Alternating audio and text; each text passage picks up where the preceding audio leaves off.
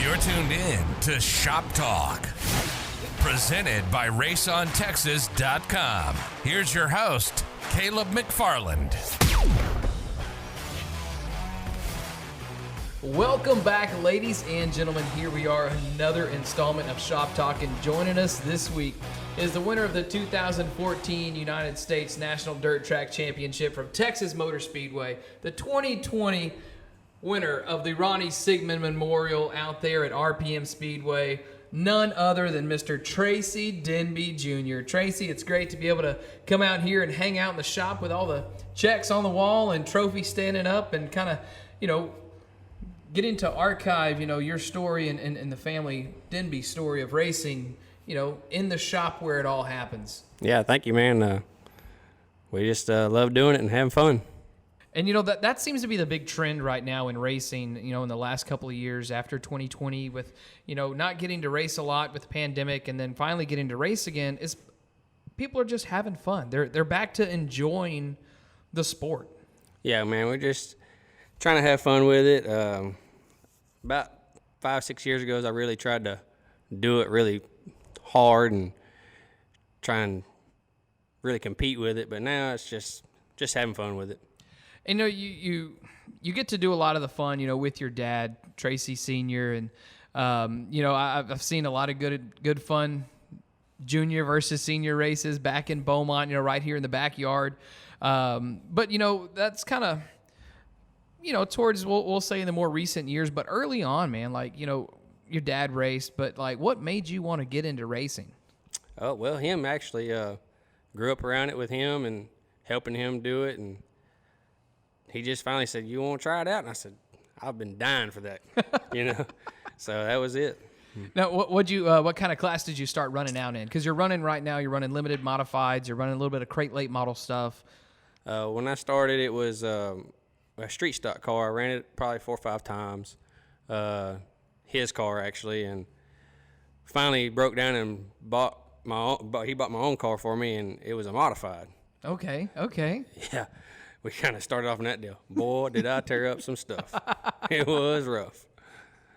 And that's kind of started out in the modified, but you got the hang of it. I mean, you've got USMTS checks, on the wall from, running with those guys and winning and being competitive with them. But, it's just kind of the journey in racing is kind of what, makes not necessarily the name and the legacy, but what helps bring everything to fruition after all the years of racing, because each year and each race builds upon the previous. Yeah. And those wasn't USMTS wins. I wish they were, but okay. They were sport mod wins when the USMTS was there in Houston. Gotcha. Okay, so Yeah. not the USMTS modifieds, but when there was a USMTS race with the sport mods. Okay. Yeah. I had some good runs with them, but I never did get a win with them. I can't read. No, I can't read. I mean, it's all good. I wish they were. But I mean, nonetheless, you get to go out there in that stage and that environment with those type of race teams present. Man. Yeah, that's the best of the best. And it was every night. There was probably 20 or 30 guys that could win at any given time back then. So it was really tough, really fun, learned a lot, and got to compete and get some of the respect from them guys, Yeah, absolutely. Because, I've seen a lot of that over the years that I've been in the sport, is that respect with people, that you have, you have your rivalries with your friends, you have your rivalries with just other people that, you don't really know them too well, but, either they're always winning or you're always battling for positions with them. So you have that little unwritten rivalry and, a rivalry that you have, good buddy, Jono Whittington. Yeah. I've seen many a night you and Jono going out there and just, y'all lean on each other a little bit because you have that respect where that, I can lean on you a little bit because I can trust you to not screw either of us over. Yeah, and it's just you go hard racing after a while, you're gonna get contact, and it's gonna happen. You're gonna get aggravated with each other, but at the end, it's just racing and we're having fun, Absolutely. I mean, so years wise, how many years you've been under a helmet? Man, I'm gonna say about 20 years now. 20 years and you're only 21 years old. That's awesome. That's good. No, man. 35. 35. I was trying to help you out there, Tracy. Well, I was trying to help you. But, so in these 20 years, you've got a lot of these checks on the wall. One of them here, Texas Grand, that your dad won. I mean, there's the Rodney Sigmund. I was actually in my modified. He won that race. Really? Okay. Yeah. So why didn't you drive your own car? Well, his car was broke, and Okay. I was too scared to run it because I was just now running the modified. It was Okay. my first year in it. And he's like, man, I'm going to take your car. I said, have at it. Let's go have some fun. And he won the damn thing with it, That's price. Now, what year? I can't see behind the TV. That would be. I can't either. But at any rate, still a Texas Grand win in the Denby camp of racing, and so that's. I do have a Texas Grand win in the Crate Late model. Really? Yeah, okay. I do. And see, that would have been, I'd say, before when I started getting involved with the Texas Grand, because since I think it was like 08, Yep. 07, somewhere around there. Might have been 09. I can't remember quite what the year was.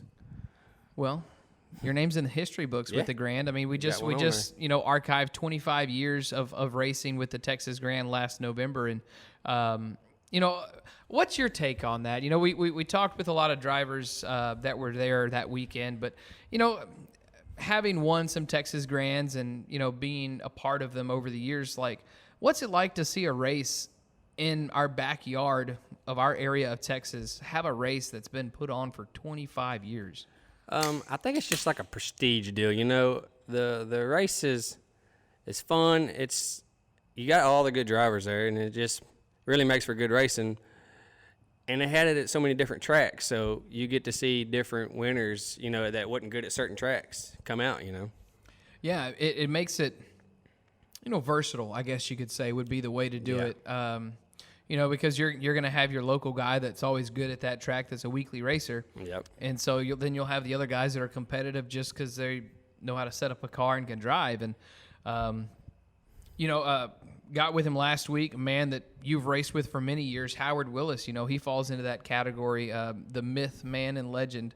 That's a bad dude. Still a bad dude to this day. So could you count on how many fingers, how many times you've beat him?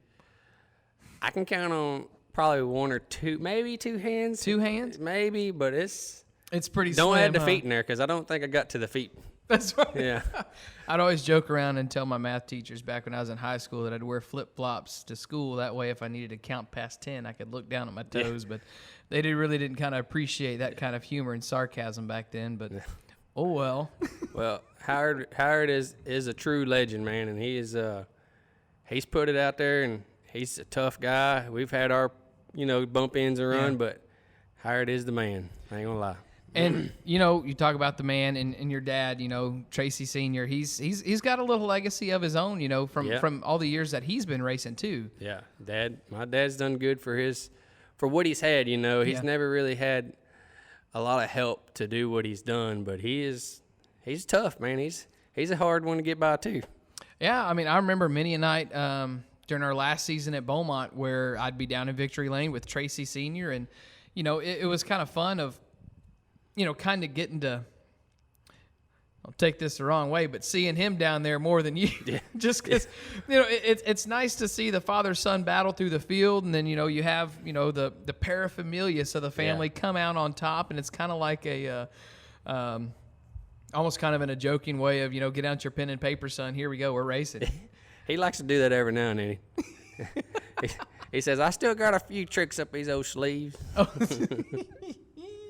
So, what would you say would kind of be like, out of all the years that you've been racing, would you say like a favorite, like kind of father-son kind of like moment in memory, since y'all have been doing this together?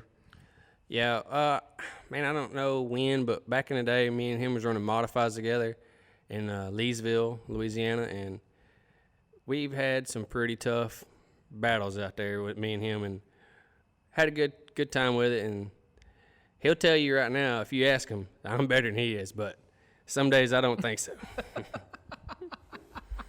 Yeah. And, a lot of that comes from, learning from each other, because, I mean, every driver is going to be different. Every driver is going to have different tendencies. And, how do you feel that, that racing together with him and having that communication, has like helped him with, seeing, things from somebody else's eyes that he can trust and understand what they're explaining and vice versa. Yeah. Well, he's more of a on the gas, sideways kind of driver, where I'm kind of a straighter, slower driver. So when track conditions favor, he's learned from me to slow down a little bit to get faster, and I've learned from him when it's heavy and the track's got biting, just go for it, Yeah. So we've learned a lot from each other on that deal. Yeah, it's kind of like I think the quote from Cars: "You just got to throw in there and hope it sticks." And that's that's a lot of times what we see sometimes in racing is it's trust. It's all about trust, There you go. Having trust in the car and getting familiar with it, that's the main thing. And you got the car behind you. You ran it last year, putting a new body on it this year. So what would you say? We're here in we'll say end of April. Yeah. I wouldn't say middle of April because we're here towards the end of the week, but midway through the season almost, getting ready to get out there and start racing. Like, what would you say? Like, you're looking at goals wise as far as when you're able to get out there. Because you've already ran the late model a little bit, and we'll kind of touch that here in a second. But with the sport mod, we're probably going to here in the next couple of weeks. We're fixing to break it out. We've been doing a little bit of R&D with some people we know in Mississippi with the car, and we're fixing to try some things out, see if we can't pick that pace up with that car. We struggled last year with this car, different car from what I'm used to driving. Right. So we're going to probably hit a few races here and there, see what we got, and then hopefully when the bigger races start coming up, go get on them. Yeah, because, you get plenty of time to start, I guess you could say practice, leading up to it and getting used to it before all the big end of the year shows. Yeah. With that car, we're not really a weekly racer with it because it's kind of hard for the guy that owns the car and me running both cars, to run weekly with it. So that's what we're going to do. Try and focus on the big races with it mainly. So when you say it's it's different, different chassis than what you're used to, and so yeah. And when I drive it in the late model, it's different driving styles. So I can't drive them the same night. It kind of hinders one or the other. So that's what we're going to do. So you hadn't ran. You ran late models for a while, and you kind of stepped back and hadn't ran them for a while. And then the last couple of years, you've been getting back running them more and more. Yeah. What would you say, like, in comparison between the two, would be like one of the biggest differences outside of suspension wise and from the sport mod to the late model? Oh my gosh! I know it's like night and day, but like so different. If you had to pick like one key thing that not many people would think about, like what would you kind of? Well, the grip level mainly. Okay. In the late model, it's so demanding of a driver. You got to be physically fit, and then you have to ask Howard. He kind of the last year he run his car, he kind of said, "Man, I can't physically run this late model like I need to." Right. And you could really tell it bothered him. Mm-hmm. But he can still get in that limited and wear us out. You know what I mean? Right. Because I think that's where you get the differences in the cars. You got to really drive a late model where you can kind of relax and drive a limited. You ain't got the tire or the grip, Right. So and the motion, the motion of a limited is just kind of smooth, like driving on a highway. Yeah, absolutely. Well, that other thing's like driving a BMX bike. You know what I mean? It's all over the place. It's just crazy. Yeah, it's once you kind of get up on the bars like with a modified, it's raring. It's dancing. It's just a different kind of driving, Yeah. And so, like, with that different kind of driving, like, how you say that you can't drive them both on the same night because, one would hinder the other. But, is there takeaways that you can have from running one to carrying over to the other car back and forth, or just two kind of far polar opposite on it? On the same night, if you did that, you could probably get a idea of the track conditions. Yeah. But not driving style. Nothing at all with that. But, like, it's crazy, man. Yeah. It's crazy. Yeah. Just because it's a different. I guess like we could compare it to like sprint car drivers that run like winged or non-winged because it's similar, but completely different. And just with taking the wings off or adding bars, or say adding a 4-link, right? Yeah. Adding a 4-link to just regular metric frame, suspension. Like you got bird cages are floating and all that stuff. Yeah. Lift arms. It's that suspension in that late model is just it's wild. You know what I mean? You got to be really smart or don't touch the thing, because you'll go from one extreme to the other if you don't know what you're doing. That's right. Like the phrase, you can go from a rocket to a dump truck in about 3 wrench turns. You know, that's one bar change. One bar. One bar change. Yeah. You sound very, very familiar with that happening. I've been there a few times. Yeah, in the modified days too. Yes. Yeah. You know, so to kind of back up a minute, you know, like you've gone and traveled a lot of different tracks and ran a lot of the big races, you know, but like as a local driver that kind of goes out and does that, like what's that mean to you to be able to like go in there and be competitive? And like when people say, oh my gosh, hey, Denby's here, like, you know, does that kind of like make you feel good of like, you know, hey, look, you know, the hard work pays off and things like that? Or just like out of sight, out of mind, we're just going to do our thing regardless of what everybody thinks if we're here or not? We pretty much do that, you know, regardless of what everybody thinks. But it does feel good when you can go out to different tracks and compete that you don't go race at very often. Like I've been to RPM twice in my life, and won a heat race in the USMTS race there. Okay. Had a mishaps in the feature and got a tire cut down. Okay. And then I went back with a late model and won. Right. So, I mean, not familiar with racetrack, but I can go over and compete, and it's really feels good, you know, when you can do something like that. So, like, out of all of them, like, that you've been to, you know, either big races or just, like, a weekly show, like what's your hands down one of your top tracks? Top track was Houston Raceway Park. Old HRP. Old HRP. Okay. Yeah. Why HRP? Why HRP? Because I was pretty darn tough in a sport mod, a crate late model, and a late model there. I won a bunch of races in every one of them. Okay. I won a Texas Grand there in the late model. Yep.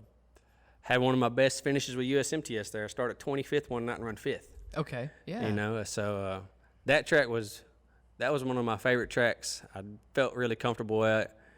Big track, lots of room. Yeah, it one night it'd be hammered down, next night so slick you can't even, you know, touch the gas. So it always versatile. Yeah. You know, I say versatile. I mean, you'd see two different faces of it sometimes, and you know, Texas Motor Speedway kind of reminds me of it a little bit too, and I do fairly well there too. You know. Right. So what would you say, like, you know, would be the similarity between the two outside of like track size? Like, is it you know, the track composition? The dirt, you know, dirt too is pretty similar.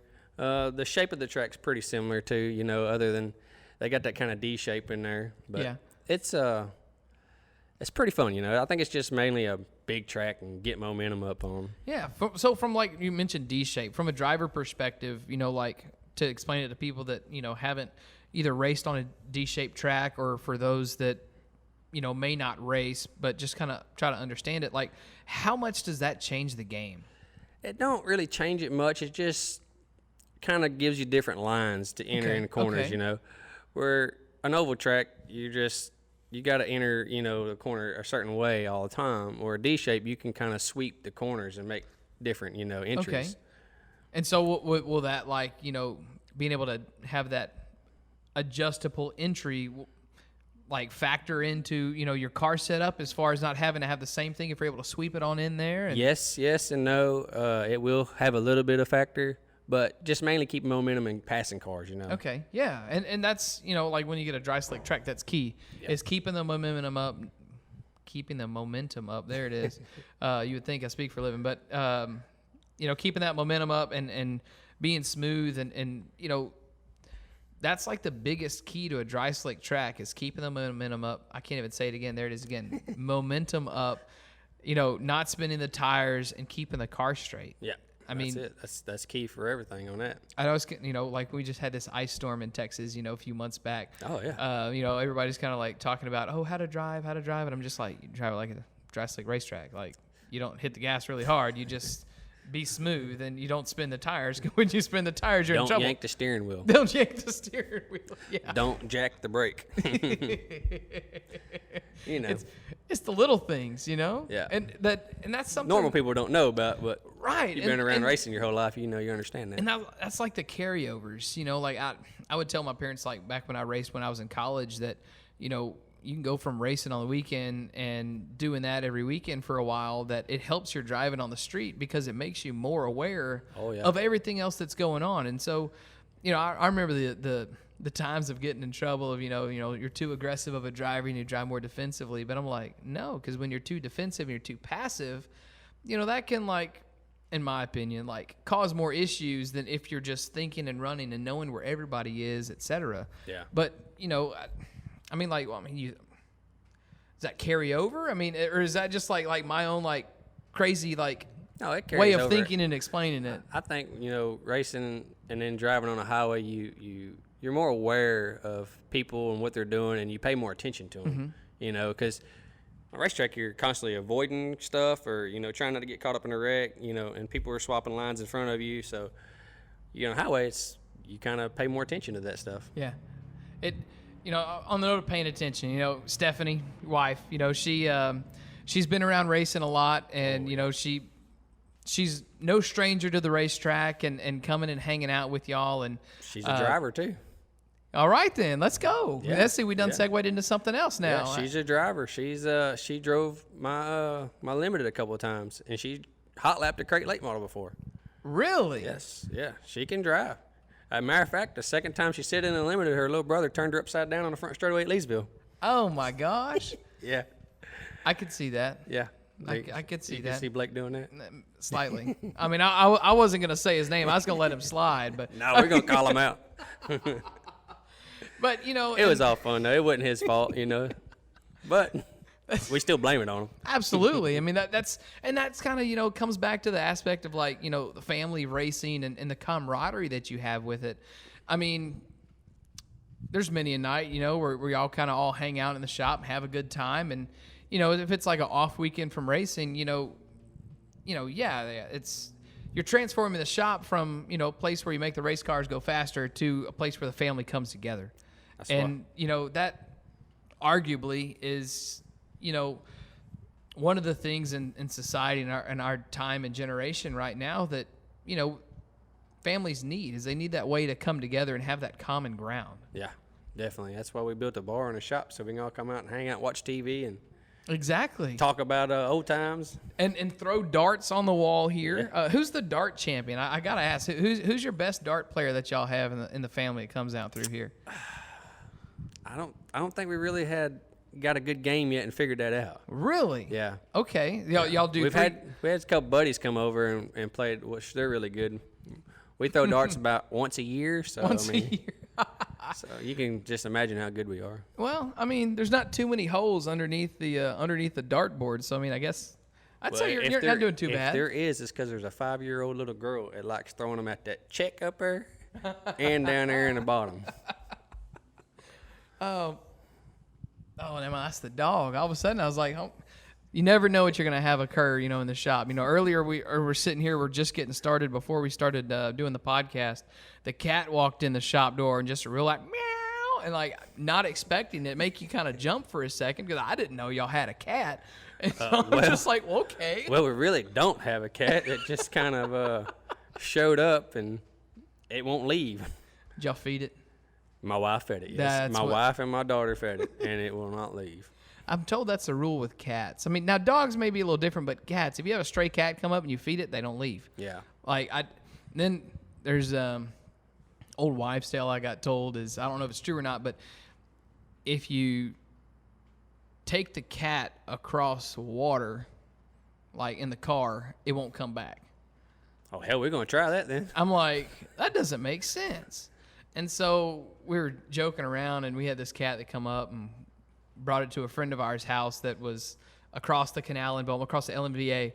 And, the cat came back because the other family didn't like the cat. And so, then of course, me being, a little bit of a smart ass growing up, it's kind of the fun moment of, well, Mom, I thought you said cats don't come back if you bring them across the water. And then, of course, you get that glare of, don't start. Yeah, she's going to beat the heck out of you. So you mentioned your daughter a few times, and, what are your kind of thoughts on her getting into racing? I mean, does she enjoy kind of being around the track? I mean, I know she's a little young, but, do you kind of see it being something of, we're kind of, not necessarily passing the torch, but just testing the interest a little bit? She enjoys it going. I don't know if she's going to enjoy the racing part yet. She's got a go-kart here she rides, but she don't she don't show no interest in it yet. Yeah. You know, maybe because she's young, but she's into Barbie dolls and stuff like that. And me and her mom are like, we don't have nothing to do with none of that. Yeah, you know? y'all like, where'd this come from? Yeah, this ain't our kid. Whose kid is this? But I mean, she likes going to the races, mainly just to play, I think. Yeah. And she watches, you know, if you ask her who's her favorite race car driver, and she'll say Pawpaw. Howard Willis. No, she says Pawpaw. Pawpaw's her favorite race car driver. Oh. Yeah. Daddy is maybe second best. She said there might be another one in there. Yeah. Well, you know what they say, you know, there's only two honest people in the world, and that's drunks and kids. Yeah. So, I mean. Pawpaw's the best right now. That just means you got to get out there and beat them a few more times, you know? I mean. Yeah, definitely. So, you know, racing season, you know, mentioned we're halfway here. So, here comes a wonderful, you know, if you had to, like, throw a dart on a pin and be like, there it is, that's what it's going to be. Like, what's your target? Like, what's your goal for 2021? Well, my goal for 2021 is we're fixing to go to Boot Hill here in a few weeks for a 10,000 win crate late model race. Okay. The goal is to put it in the show. If I put it in the show for that weekend, I'll be happy. Okay. To win it, it'd be another level. It'd be another level. All right. Yeah. Like, we're going to leave the car there, they can have it, and we're going to just go to the house. There you go. Like, they're going to take it, we're like, no, you can have it. We don't want it no more, you know? Now you've raced the crate late up there at Boot Hill before, right? Yes, we went Okay. one time last year and won it. And we went up there twice. We went up there with the open car one time. Okay. And found out real fast we didn't belong there. And then we got the crate, and then we went up there and won with that. Now, what do you mean by you don't belong there? Our pockets are not deep enough to buy the equipment we need to run with. Gotcha. You know. That kind of not belong. I got you. Yeah, And how would you say that that's affected local racing? I mean, it's a lot of people see two different sides of it, but you know, I know it's all a matter of perspective. Yeah, I don't know if it's really affected. Just the cost of everything has gone up, kind of affected racing around here. Gas prices. Yeah, well, they're back down enough where A we little can go bit, racing. yeah, But I agree. I think it's just we've lost interest in it. You know, there's so much other stuff to do in like Beaumont, our area. You know, you go to the mall, you can go to the movies, you can go bowling. You know, there's so much other stuff to do, and parents don't bring their kids out to these things, so we kind of lose. You know, after years and years, people just don't show up. And I always said if we can get like something at the track to entertain the kids while there's racing going on, Right. so the parents can watch racing, you know, it'd be, you know, better. Yeah. But A playground. Like a Or playground. Put a little jungle gym in or some swing sets or something like that. With some snow cones, you know, and stuff Yeah. like that. You could get more people there, I would think, you know. but Yeah. that's just me. I'm just a race car driver. I just show up and try and have fun and put on a show and try not to tear up nothing. Well, I mean, that's a good goal. Put on a show, win a race, don't tear up, load it up. Yeah. You know, it just that's part of it. That's it. You know, I mean, it's It sucks that we don't have a local track no more, but you know, we gotta for me to go race anywhere now, we gotta drive 2 hours. Well, I got Cleveland is 1 hour, but you can only run the limited there, so right. to go race anywhere else, it's almost 2 hour drive anywhere. Yeah, because closest one for y'all would be what, Leesville now, right? Or Manny? Which one's closer? Leesville's closer. It's an hour and a half, so. Not too bad. But I know. every weekend it's kind of old. I hear that. Especially when we get done racing at 1 o'clock at night. I know. Last weekend I was out at another track than what I'm normally at, and we had a 50-lap race, and needless to say, there was a lot of flips, open wheel cars, and I think that made for a long night. You know, and that's one thing that, you know, if you're in racing for the right reasons, you know, for the fun, the camaraderie and everything, you understand. You know, there's a difference between track events that occur that kind of delay the night, you know, that we can't really control, and then you have the other aspects of things just taking way longer than they should.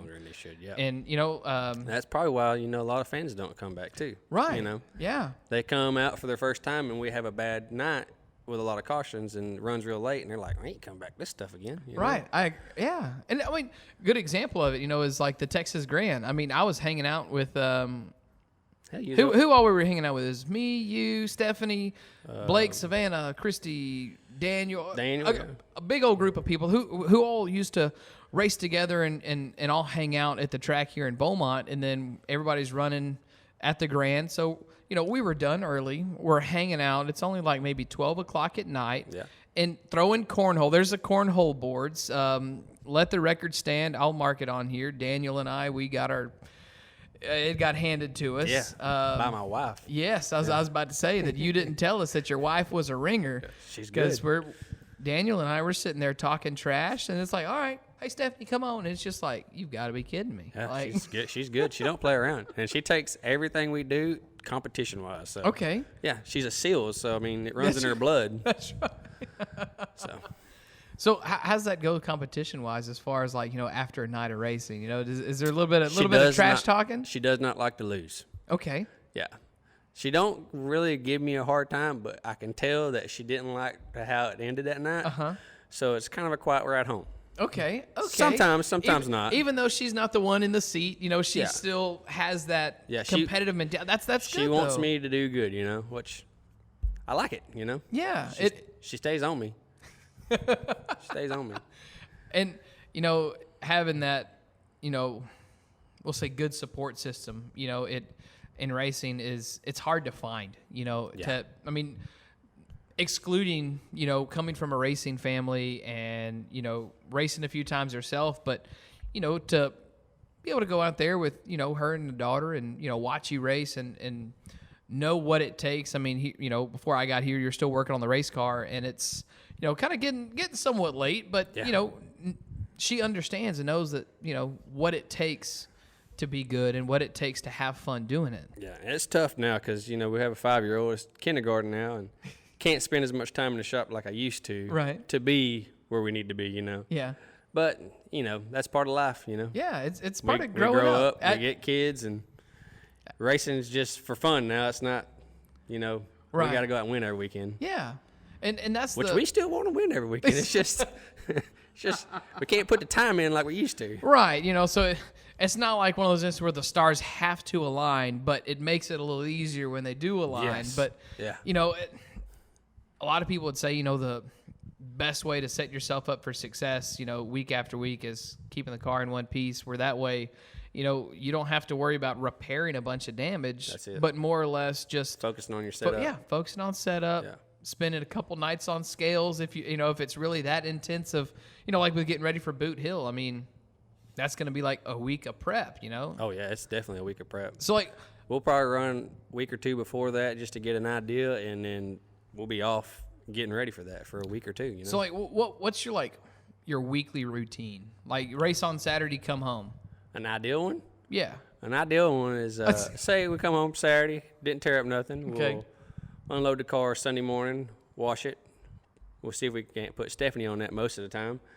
Let her wash the car, and then get her in the shop that night or that evening. And then Monday we'll kind of go over everything, see what we got tore up, get a game plan, and Tuesday or Wednesday start going over it, maintenance and everything.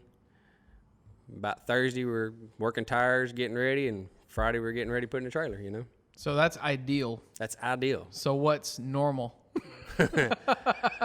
Normal is sometimes wash the car on Sundays, maybe Monday or Tuesday, get it in the shop, and thrash on Friday or Saturday morning to go race. Well, I mean, at least you wash the car.